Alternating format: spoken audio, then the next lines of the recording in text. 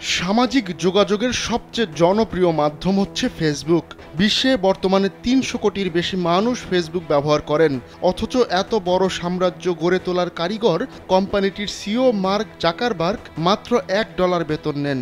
অবাক করা বিষয় হচ্ছে $1 বেতন নিয়েও তিনি বিশ্বের সবচেয়ে বেশি ধনীদের একজন। বিশ্ববিদ্যালয়ের পড়াশোনা ছেড়ে দিয়ে কিভাবে এত ধনী হলেন জাকারবার্গ তা সবাইকে অবাক করে দেবে।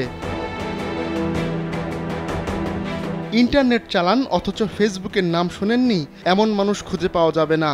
2004 সালে কয়েকজন সহপাঠীকে নিয়ে ফেসবুক তৈরি করেন জাকারবার্গ। প্রতিষ্ঠার 1 বছর পরেই 10 লাখ ব্যবহারকারী ফেসবুকে যোগ দেয়। এরপর আর পিছ ফিরে তাকাতে হয়নি জাকারবার্গকে। সেলফিন অ্যাপে দেশ বিদেশের যে কোনো জায়গা থেকে অ্যাকাউন্ট খুলতে পারবেন কোনো ঝামেলা ছাড়াই। সেলফিন, আগামীর ব্যাংকিং।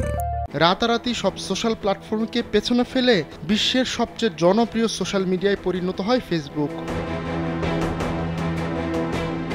ব্লুমবার্গের বিলিয়নিয়ার সূচক অনুযায়ী বর্তমানে জাকারবার্গের মোট সম্পদের পরিমাণ $185 বিলিয়ন বা 21,739,070 কোটি 15 লাখ টাকা।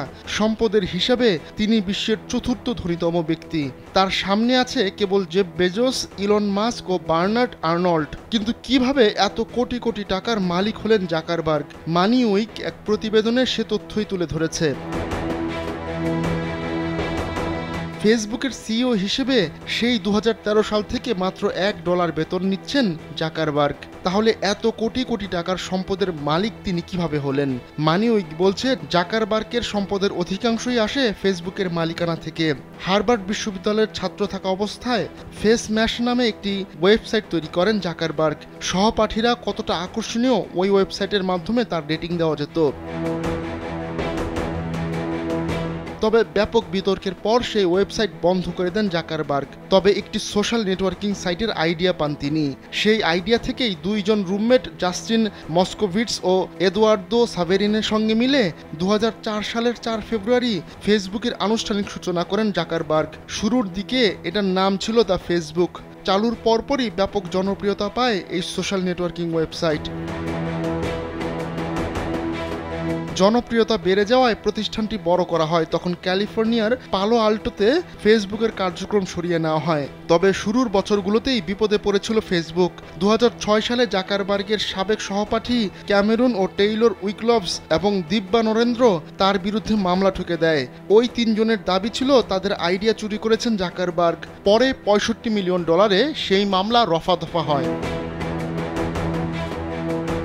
ইমেইল অ্যাকাউন্ট থাকা ব্যক্তিদের জন্য 2007 সালে ফেসবুক উন্মুক্ত করে দেওয়া হয়। অর্থাৎ ইমেইল অ্যাকাউন্টধারী যে কেউ চাইলেই ফেসবুকে অ্যাকাউন্ট খুলতে পারত।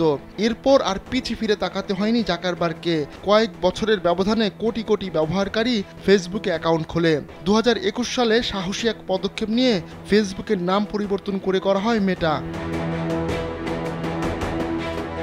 মেটায় জাকারবার্গের 13% শেয়ার রয়েছে। তাই বেতন নামে মাত্র হলেও শেয়ারের দাম বেড়ে গেলে পকেট ফুলে ওঠে জাকারবার্গের। আবার ক্ষতিপূরণ বাবদও কারি টাকা কামিয়ে থাকেন তিনি। ফরচুনের তথ্য মতে গেল বছর $24 মিলিয়ন বেশি ক্ষতিপূরণ পেয়েছেন ফেসবুকের এই সহপ্রতিষ্ঠাতা। ব্যক্তিগত নিরাপত্তা এবং ব্যক্তিগত বিমান ব্যবহারজনিত কারণে এই বিপুল পরিমাণ টাকা পেয়েছেন জাকারবার্গ। আহমদুল্লাহ শিকদার, কালবেলা ডেস্ক।